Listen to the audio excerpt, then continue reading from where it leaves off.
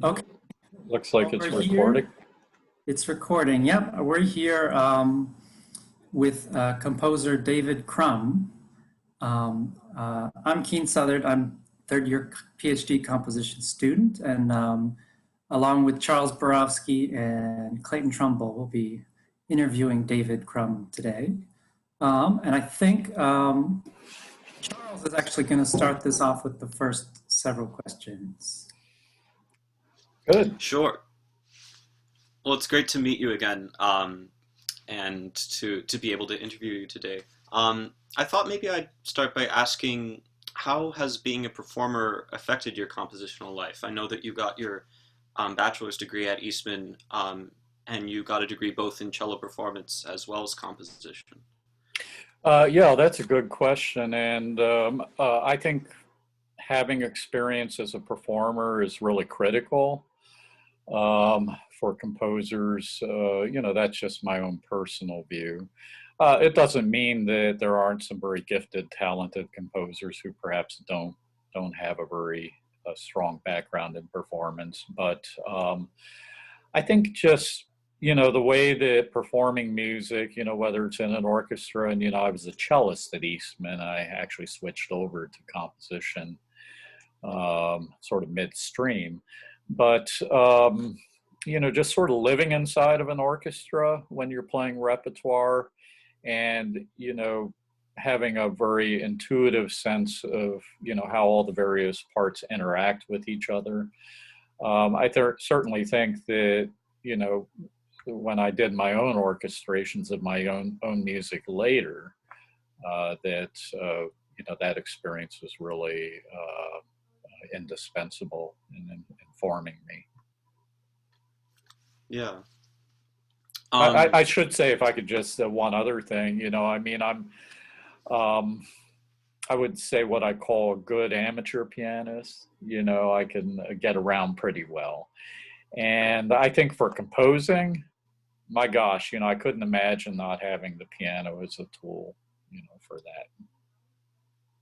Actually, that leads nicely into another question I had, because I noticed of the three pieces you gave us to listen to and to look at, all of them have the piano. And the writing is, of course, really great and very detailed. And I had a question particularly about pedaling, because I know that pedaling's very detailed often in your music, and seem to utilize a lot of resonance. And I was wondering if you think about using the piano in maybe a more traditional romantic sense as a very full-fledged instrument, as opposed to specifically a percussion instrument, because of, yeah. Are you a pianist, Charles? Yes. Yeah, I figured you probably were. Yeah, sometimes what I tell my students here, because we talk about a lot about notation and so forth in our program, we're very big on that. And one of the pedaling can be a really complicated issue, because if you ask most pianists, what they would like to actually see for pedaling, you often get the response, "Oh, I don't want to see any pedaling in the music. I'd rather just kind of work it out on my own." And I think that actually works well for certain older styles of music. Certainly styles of music that are essentially or quintessentially contrapuntal. Where it's fairly clear, or maybe there's a very sort of obvious kind of harmonic rhythm, in a tonal style, that sort of thing. But I think with the, impressionists, Ravel, Debussy come to mind, maybe Messiaen later, Takamitsu even. I think the piano is a very different instrument in these styles, and I think it is maybe, if you all have written some piano music, you would know that it would be incredibly cumbersome if there's a lot of resonance in the music to somehow try to tie all those notes out. It's not advisable at all, and composers wouldn't do that typically. But it can be very confusing, if you're sort of building accumulations of sound over a pedal. It would be incredibly confusing if you didn't have rather specific pedal notation for that. So sorry, I know it's kind of a long-winded technical response, but it is a very good question. No, it's a good point. I was thinking about Takamitsu actually, with like even very specific pedaling, almost too specific sometimes, but maybe that's just me. But I think it's great to see. I'm sure other pianists would also think the same way. I mean, I do have a funny story, because when I showed this big piece to a pianist initially, he told me I had my pedaling wrong, and he was actually correct. I sort of intuitively thought that the release symbol, which I use the graphical notation, so it's the upwards sort of arrow, and I had positioned those all prior, to where the release actually happened. And, he explained to me that, no, it has to go directly under the note, which, seems odd to me. I mean, it seems like, well, you're kind of releasing the sound before you change to the note or the chord. But even with old fashioned notation, with the asterisks, that's the way it works there too. So, I had to go back and redo all the pedalings throughout the whole score based on his suggestion. Oh geez, yeah, that sounds like a lot. Uh-huh. How frequently do you compose with particular performers in mind? I mean, in specifically, I guess, in these three works, but also in others. Yeah, I mean, it really depends on the situation. I mean, if it's on commission, then sometimes there's parameters. How long the piece is supposed to be, perhaps even how difficult. If somebody might not want to have to deal with a piece that's too terribly difficult to learn. So I think with this particular piece, Red Desert, I was just writing that on my own, really, and really composed it over several years, which is unusual. Usually I don't extend the composition process, but it's really very symphonic, I think, in its conception. Maybe in the Mahlerian sense, where each movement is it's a whole kind of journey in and of itself. I mean, and so yeah, I mean, I think of it really as a kind of an epic work for me. What I mean? It has that vastness and scale that reminds me perhaps of a symphony or something like that. The September Elegy, the violin and piano piece, and the soundings were both, the elegy was asked for by a colleague of mine who wanted to, perform it in New York, premiere it in New York. And so he didn't have very specific criteria, but, I knew I was writing, and I was able to then consult with him a little bit about the violin writing in that piece. And soundings, that was the other piece that I included, right? And so clarinet and bassoon and piano is a somewhat unusual combination. I mean, I'm sure there's some pieces out there for that combination, but there I think it was more a question of, well, how do I give voice to this very idiosyncratic group of instruments, and so, I mean, I think I often ask that question, by the way, as a way to sort of,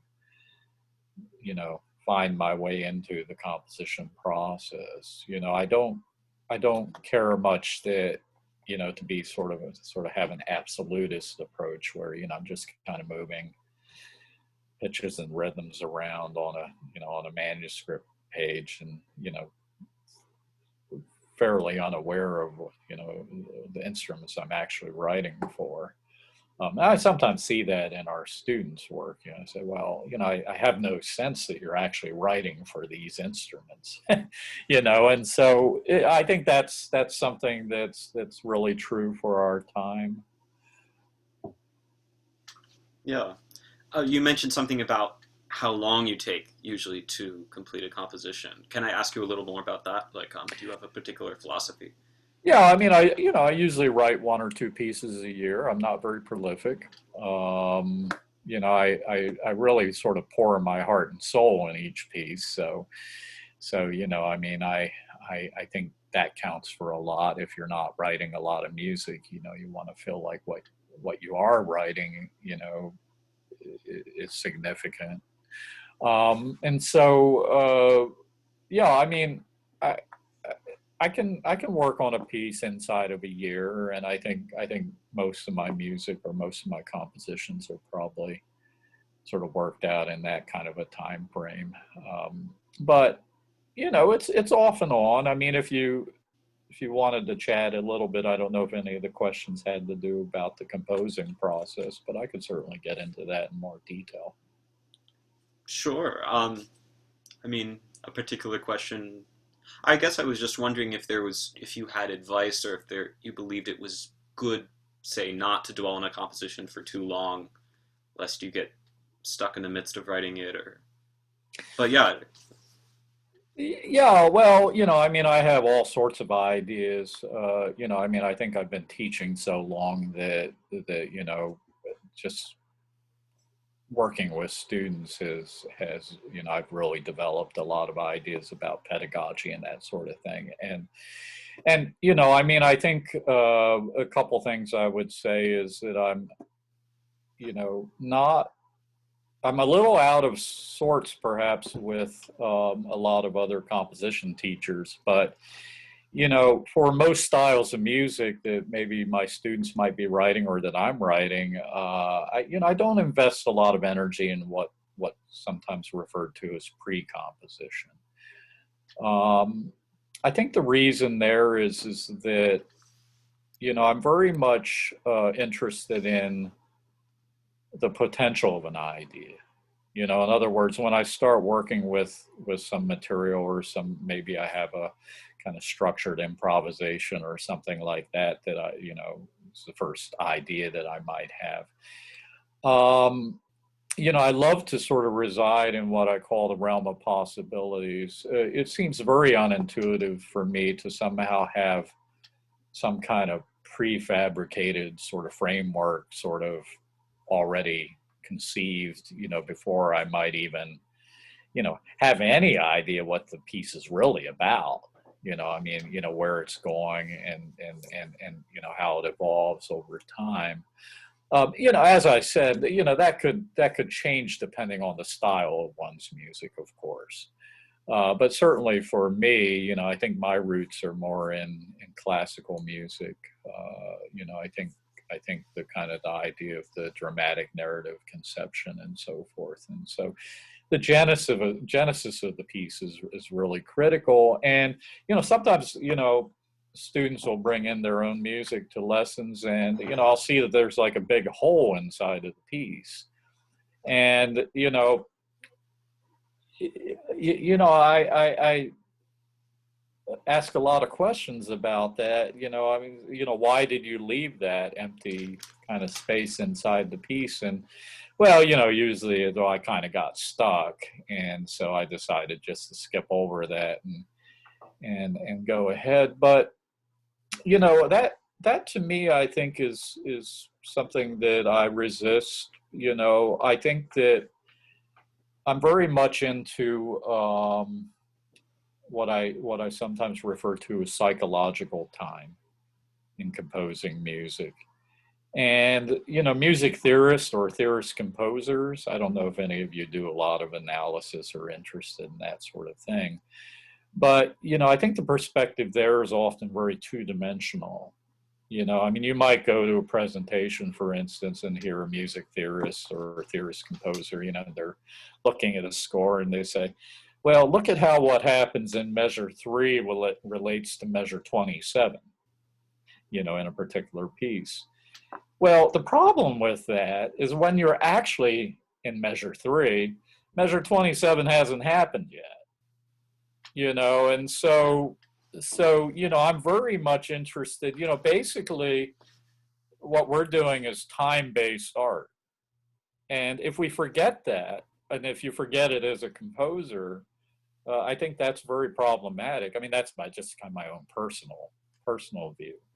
And so I usually encourage students to sort of replicate that idea in their own composing process. In other words, how you sort of extract meaning, from a piece as it sort of unfolds in time, as a listener, really ought to be experienced as you're actually composing the piece too. I mean, that's how you would communicate the music. So getting back to your original question, all that of course plays into how I compose. And if I'm at a point where I don't know what happens next, I wait. I keep going back, maybe keep sounding the piece up to that point. If it takes 2 days, if it takes a week, whatever it takes. But over the years, I've learned to have faith that the answer will come, as long as I keep coming back and pondering it and so forth. And I've never been disappointed. It always does come. Do you find that doing this helps make the music sound more natural and more intuitive? Yeah, well, I mean, it's very organic. I mean, I think from Beethoven on, certainly Beethoven is a marvelous example of this kind of sort of organic process. The way the music unfolds, perhaps out of an initial seed idea. That's just so full of potential. I mean, before Beethoven or even early Beethoven, I mean, the forms were more archetypical. I mean, you tended to have, I mean, sonata, for instance, in Beethoven is a whole different animal than it is in Mozart or early Beethoven. And so, Beethoven being kind of on the precipice of the Romantic era, I mean, and also, frankly, being quite forward-looking, in his conceptions, of music at that time. In fact, some of the late works of Beethoven, I'm always amazed at how modern they sound in some ways. I mean, there's never any classical composer that even comes close to, the sense I have if I'm listening to a late string quartet. Do I have time for one more question? I don't want to take too much time before moving on, but I just wanted to ask in particular about the September Elegy, and I'm sure that will get talked about more later. But I was wondering if any motifs or any sections of the piece represent any concrete ideas in particular, or is it just a general feeling? I mean, I've never been one to try to directly attach some kind of connotation that I might imagine, that's articulated in a musical context with, something programmatic. In fact, I didn't really even have the program for that piece in mind. I had started working on it prior to the 9/11 event, and so unlike many composers sort of kind of wrote music after the fact, it actually happened while I was writing the piece. And I think in some ways that really did influence the trajectory of the piece. I remember that I have this very sort of almost kind of neoclassical exposition, which has a very sort of clear kind of tonal phrase structure and so forth. And I think I was just finishing up that music, and when the 9/11 happened, and I found myself in this kind of B minorish area with the very low sort of pedal, B pedal, and the piano, and the you know, the trichord motive, you know, up above that, you know, with very long held notes in the violin. And, you know, I mean, I think the feeling I had at that point of the music was that, you know, that part of the piece is really sort of inspired perhaps by the, you know, almost some feeling about the after effects of this event. And, you know, it has a kind of sense of being removed from the music of the exposition in some ways, as if you know, somehow I break off from that, and you know, I find myself in this sort of timeless kind of space.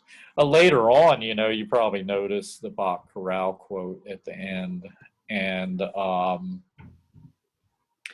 know, I've always been drawn to sort of the spiritual quality of a lot of Bach's music, and you know, I had it in my mind to give some sort of fuller meaning to this, you know, these interludes, you know, the music that I was just describing over the pedal point, you know, and it comes twice. It comes right sort of in the middle, you know, before the first music returns, and then it comes at the end of the piece again, sort of in what you might call kind of coda.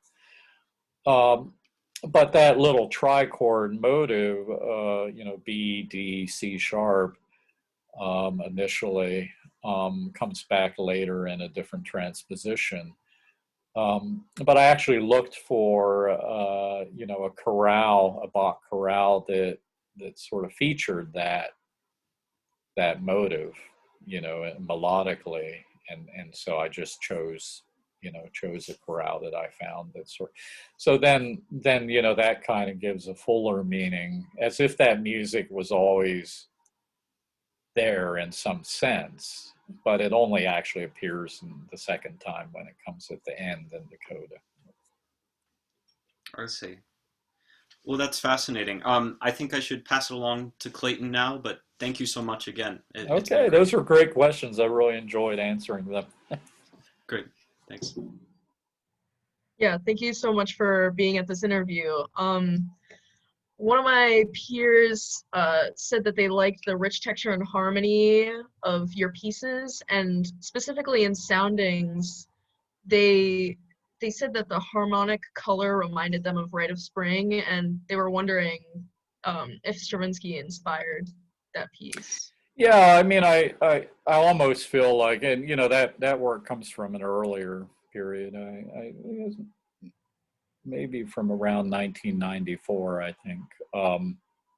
I hadn't been that long out of graduate school, a few years, you know, and yeah, no, I had some very clear kind of Stravinsky influence in some of those pieces from, you know, certainly from my student time, and you know, sometimes even criticized for, you know, oh, this sounds too much like Stravinsky. You know, I never let that bother me too much. You know, I mean, we all have to come out of something, you know, and I mean, I think all composers have their derivations, but yeah, perhaps in some sense, a piece like Soundings is, you know, maybe not as individualistic in terms of my own expression as perhaps some of my later works. I think certainly a piece like Red Desert, although you might find, you know, even there, you know, some derivations, but you know, it's not as explicitly. But I think on the other hand too, it's, you know, formalistically, it's not at all like Stravinsky, and you know, so I think I was already kind of, maybe in terms of the way that I was handling form and so forth. But yeah, that's, you know, I often, especially with that piece, you know, often will, you know, hear some remark about how it reminded them of Stravinsky. I think maybe his first period, you know, kind of the, yeah, like the Rite of Spring, Petrushka, you know. As an extension of that question, I was just curious, what other musical influences you've had throughout the years that have affected your composition. I know I'm a violist, so I started out writing a lot of stuff based on different composers that wrote for solo viola. So I was just wondering how different influences helped develop your compositional process or style. Yeah, I mean, I think my perspective really has changed on that over the years. I remember when I was a student, and like many students, one feels very insecure. There's always a sense like, well, what should I be writing? And, is there a kind of, style of music that I ought to be inspired by or imitating even or modeling after? The idea of modeling is sort of a double-edged sword. I mean, on the one hand, it allows a composer, I think, when they're learning to develop craft and some technique, they can take a look towards another composer's music and perhaps um, learn something from that, and in the act of trying to do something similar, perhaps either consciously or subconsciously, then there could be some value in that. But I don't think over the long term that's probably where you want to be. I try to, when I listen to music, whether it's contemporary music or older music, I try to keep that separate from, my composing process. I try not to let there be too much sort of cross-referencing. Sometimes when I work with, especially beginning composers, our undergraduates here at Oregon, you get a little bit sense that they're grabbing the music out of the air. It's a very objective experience, and we've had other composers also who are really not composers of original music, but really style composers. Their music is really very much copying, or, styles from other composers or older music, and for in some cases, it's just not possible for them not to do it. They never actually can find their own music or their own kind of personal voice, as composers, and that's not necessarily a bad thing. That's just who they are. But it is also true that composers like that, they're a different kind of composer. I mean, I think a lot of film composers, for instance, are very derivative. Perhaps John Williams comes to mind, and I think a lot of people have actually found passages in Richard Strauss that are, very close to what he has written, in a film score and so forth. So I almost forgot what your question was. I went off on such a long answer there. Yeah, I asked about different musical influences that you have in your life that could have affected your compositions. Right. Yeah. So, I mean, just, one thing, I'm a little maybe unusual in the sense that I'm as likely or more likely to go and listen to older music. In fact, I've recently become very interested in Renaissance music. And I somehow find that music from all eras kind of informs my inner world. And again, I think that might make me a little different than certainly some composition students or contemporary composers that feel like they have to always be, mostly sort of involved with more recent music. I never really felt that way. I think I learned that from my dad, who, as avant-garde as he is, and even now, I think, he would be considered avant-garde, his style of music, but he's absolutely steeped in classical music. I mean, that was probably, if I learned anything from my father, you know, it was his experience there, you know, in classical music that kind of helped enrich my own inner world. And you know, like me, you know, he would, you know, he spent a lot of time with earlier music, I think, and you know, not worry too much. Certainly, what you don't want to do, I think, is to worry too much about what's in vogue, or, you know, have some kind of historical kind of paradigm or model that you're thinking of about, you know, well, you ought to be writing music that's a certain kind of music because this is your view of music history, you know, leading into our you know, contemporary times. And you know, I think you're just going to get in trouble, you know, if you sort of get too wrapped up in that sort of thinking. Okay, my next question is related toward your piece, Red Desert Triptych, I believe Mm-hmm. that's how it's pronounced. You mentioned earlier that music is time-based art, so I feel like I really need to ask this question. Sure, sure, just for yeah, me. absolutely. I'm curious, like, in that piece, how you incorporated, or if you incorporated, like, trying to communicate the imagery of the nature that you were surrounded by in the music, and how you approached writing this piece, because it is related to nature. Sure. I mean, I think the piece is more impressionistic. You know, I mean, it's not explicitly programmatic, and you know, it was never my intention to somehow, you know, try to express something in this piece that is in some very concrete way, you know, connected with. In this case, it would be these amazing landscapes, you know, that you'll find in Utah. I don't know if you've all ever been there, but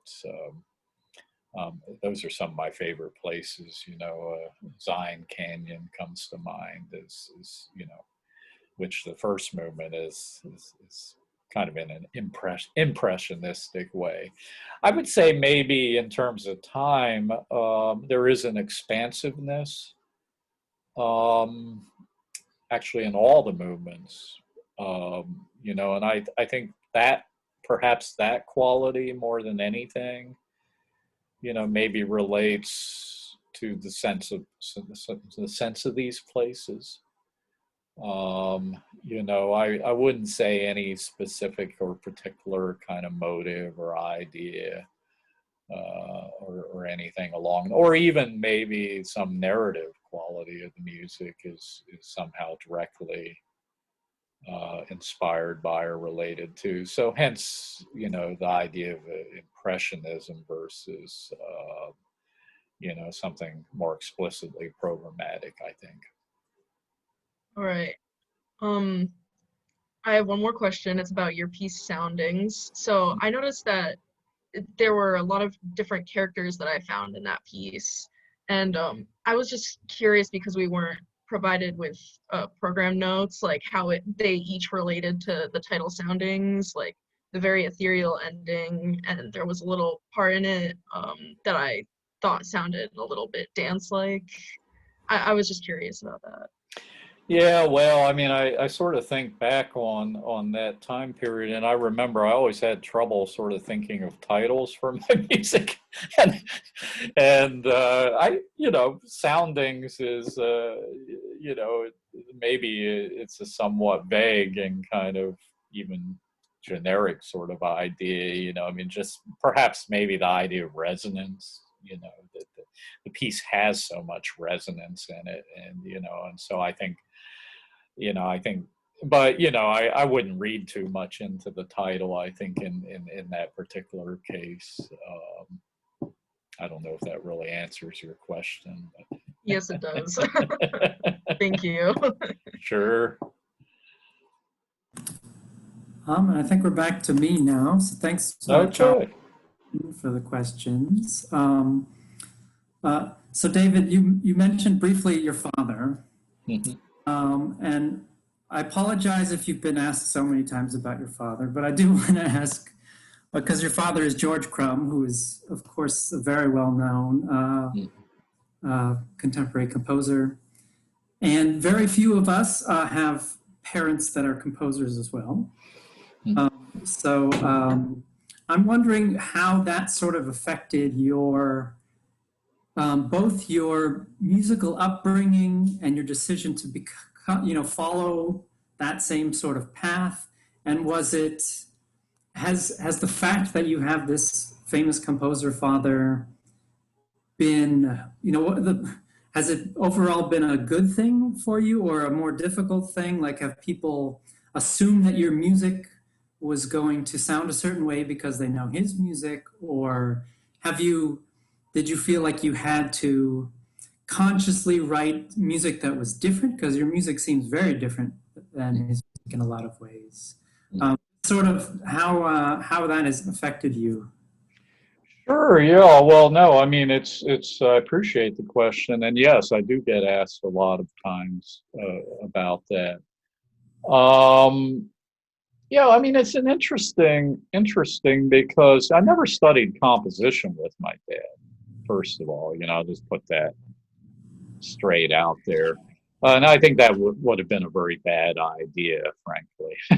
But, I mean, I think, as I said earlier, what I really learned from my dad was just classical music, I mean, giving me such a kind of foundation and helping me to develop, I mean, I grew up basically reading the whole symphonic repertoire, classical symphonic repertoire with him, four-hand piano.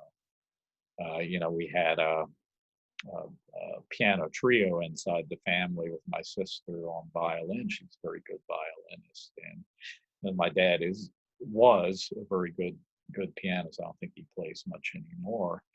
In terms of his music versus my music, well, I never thought I was going to follow him because that's why I was, playing cello at Eastman.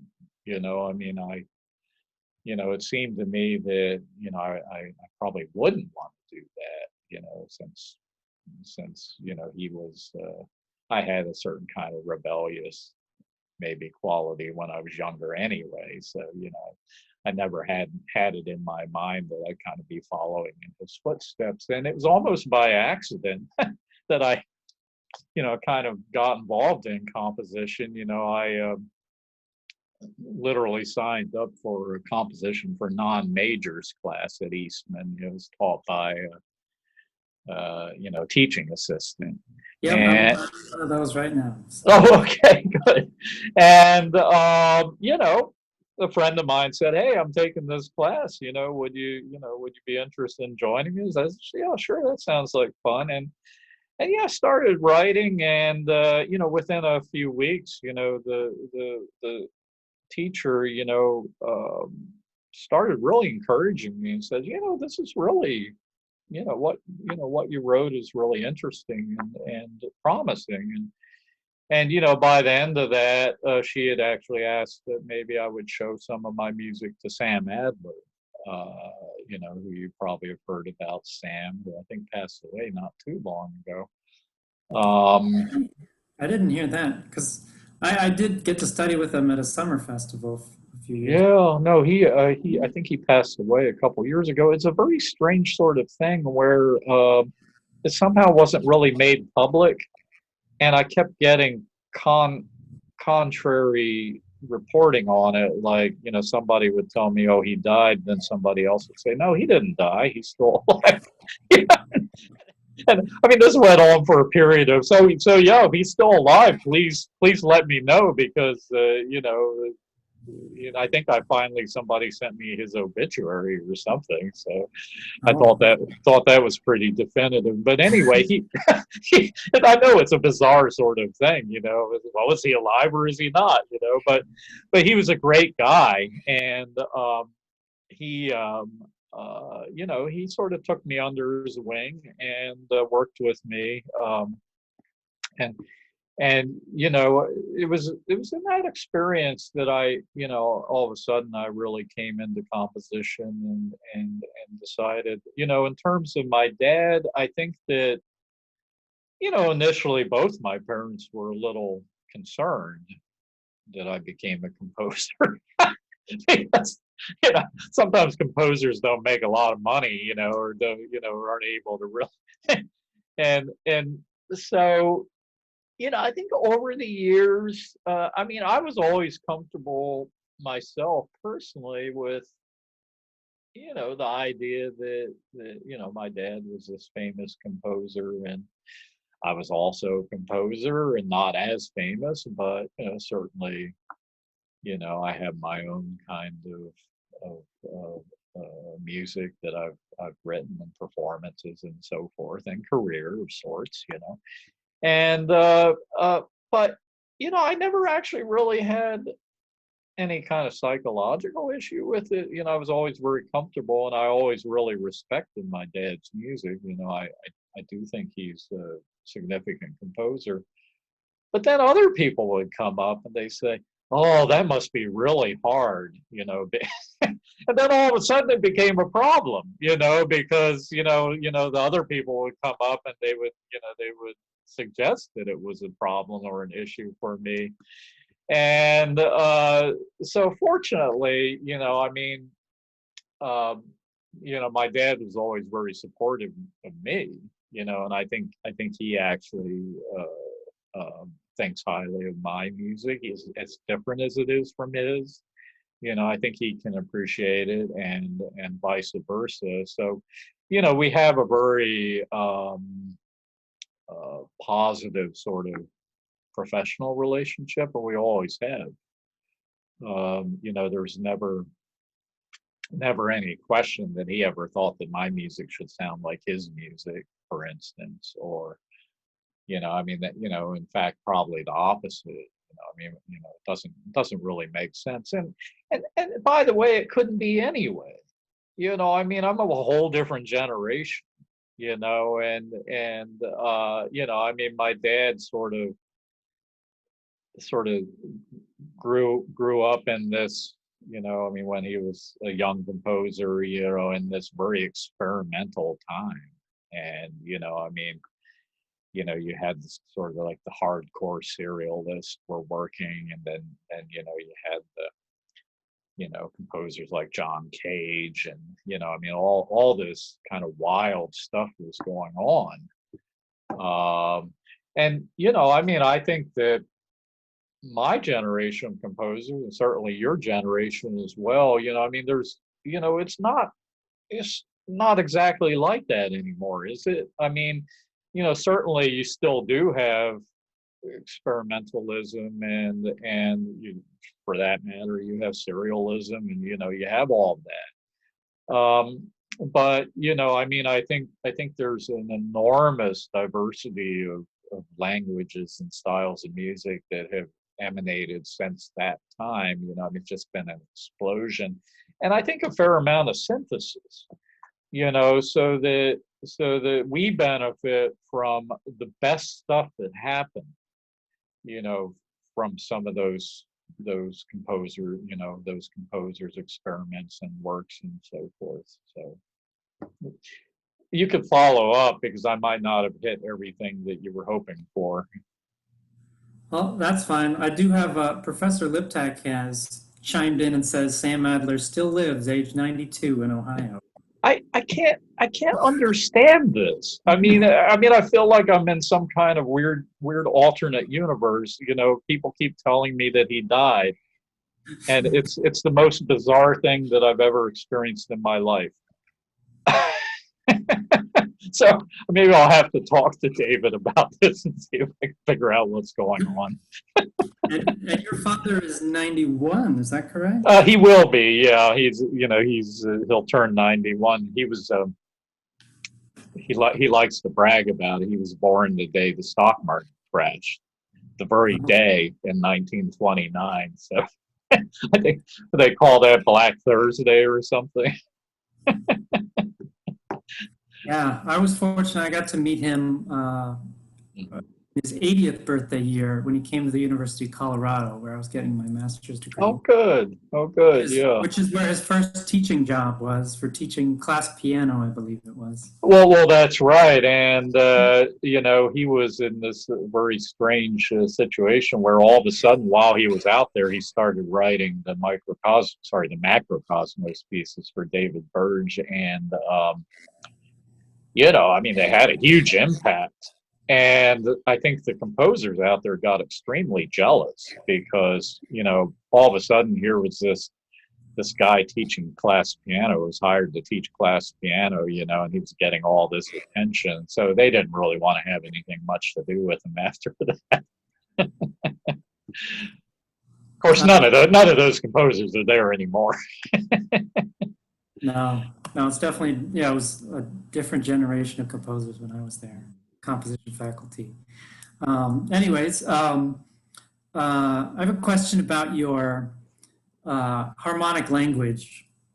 Someone asked about, especially in the Res Desert Triptych, that you use a lot of, there's a lot of tonal triadic harmonies, but you use them in a very sort of particular way, like Charles talked about, like blurring them with the pedal, having like different major triads, but keeping the pedal down so they kind of blur together. I also thought a lot about Messiaen with this piece, both from the harmonic language and also, of course, because of the Utah parks. Right, sure. The Canyon aux Étoiles piece he wrote after visiting a lot of the same parks, I believe, in Utah. Sure, yeah. So we were wondering, like, just how do you think about harmony in your own work? Is it something more intuitive, or you know, do you have a particular way of going about it? Yeah, I mean, you know, for me, it remains a critical dimension in music. I mean, you know, harmony is really everything. You know, I mean, you can't really talk about it as if it's some kind of separate sort of parameter in a piece of music. You know, I mean, it's all interconnected with everything else. But, you know, one of my biggest criticisms about, you know, a large amount of contemporary music I hear is that, you know, that I don't think there are many composers that have a truly compelling harmonic language. You know, just to be very blunt about it. I've always been interested in being a neo-tonalist. You know, is I want to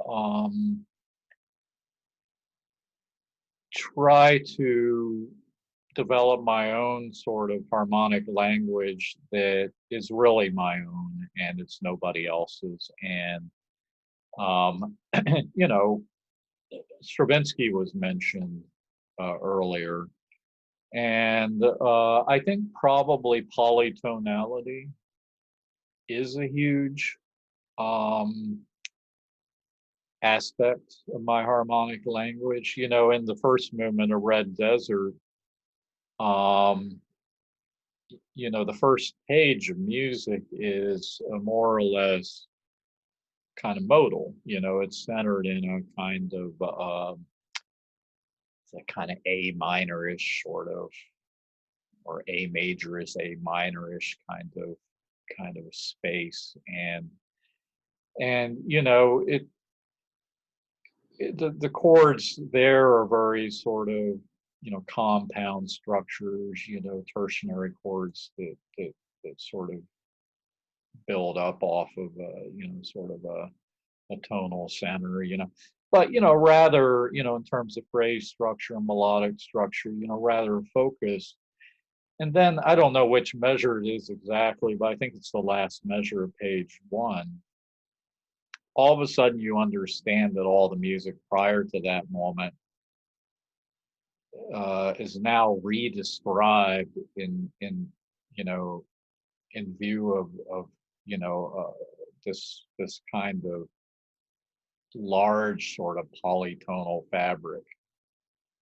because there you get the A major chord, and all of a sudden, you introduce the E flat major tritone relationship against it.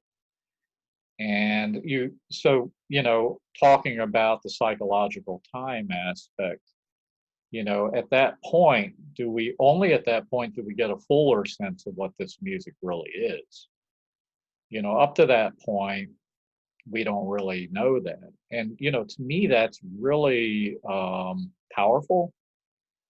The fact that the music, sort of the harmonic structure sort of reveals itself. The tonal structure of this piece sort of reveals itself over time. It's not immediately apparent initially. A lot of my pieces will work that way. I'm very interested in that. Triads, sometimes I use a lot of very explicit triadic formulations in my composing, a lot of parallelism. You might have noticed that. A lot of polychordal sort of textures, polytonal, polychordal. But I do have pieces that don't really work that way. I have another side to my style, and it's actually different from any of this music that you reviewed, which is not really triadic, but it is tonally centric. But it's perhaps an edgier kind of style, harmonically. There's more dissonance, more kind of crunchy, sort of kind of dissonant aspects. I guess I'm just saying that my language is a little more expansive than might be suggested by just the music that's here. Do you feel that your sense of having, this, how you mentioned harmony is so important for you? Do you think that comes out of, because it's the same for me. I'm a pianist as well. And I think it comes from being a pianist that I just think harmonically so much because I can play harmonically so much. Sure. When I started composing, I think the real drive was first interesting harmonies and harmonic progressions. And I think that has remained sort of for me, the aspect of music that has been that I'm most attached to, that I most relate to. Do you think that is because you have this, fairly good facility as a pianist? Yeah, I do think that counts for a lot. It's not an accident that if you go and look out through history, that the great preponderance of composers that are highly regarded, historically, are pianists. Many of them really spectacularly gifted pianists, or in the case of Bach, I guess he was an organist, but keyboard. And I think that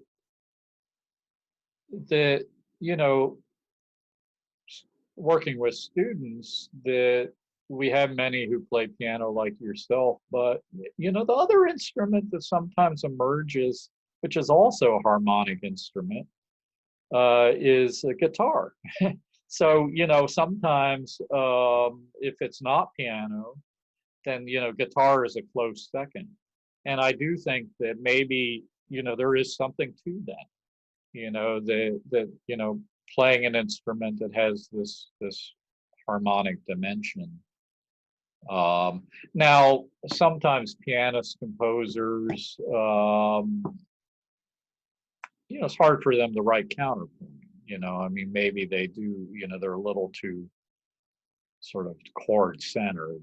And I know when I first started writing music, it's just kind of a bunch of chords. And that's kind of like what I was writing. But then I started really writing lines, and maybe that opened up a whole new dimension. In fact, that's one of the things that Sam Adler advised me right up front. He said, stop thinking about chords and start writing lines. And that, as simple as that sounds, it was actually a huge breakthrough for me. you know, as I was learning to compose, you know, just sort of shifting my perspective that way. Great. Well, we're getting to the end here. I wanted to ask if Clayton or Charles have any other questions that that they've thought up and would like to ask. These are really great questions, by the way. I appreciate having a chance to respond. Great. Well, I think we're all done then. It looks like that. I got shaking heads from both of them. So, well, thank you so much. Yeah. It was great to explore your music and ask you questions about this. Yeah, it was really my pleasure to be with you all. Thank you. Thank you.